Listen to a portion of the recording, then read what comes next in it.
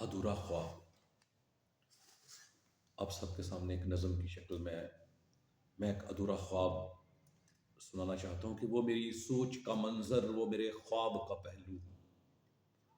وہ میری سوچ کا منظر، وہ میرے خواب کا پہلو.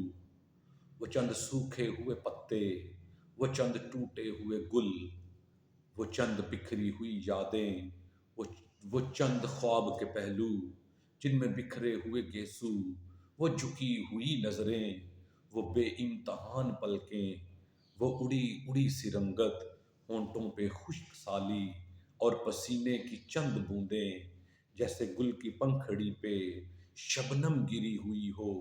وہ ناراضگی کا منظر، وہ اداسیوں کا جھرمٹ، لگے اس طرح سے کوئی جیسے سورج کا ڈگمگانا کسی شام کے پہلو میں، جیسے سرخی چشمے بہر کی ہو آسماں پہ بکھری.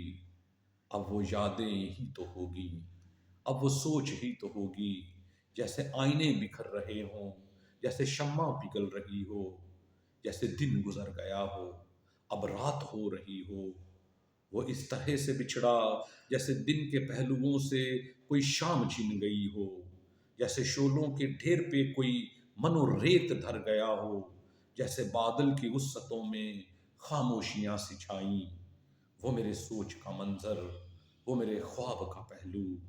وہ میری سوچ کا منظر، وہ میرے خواب کا پہلو.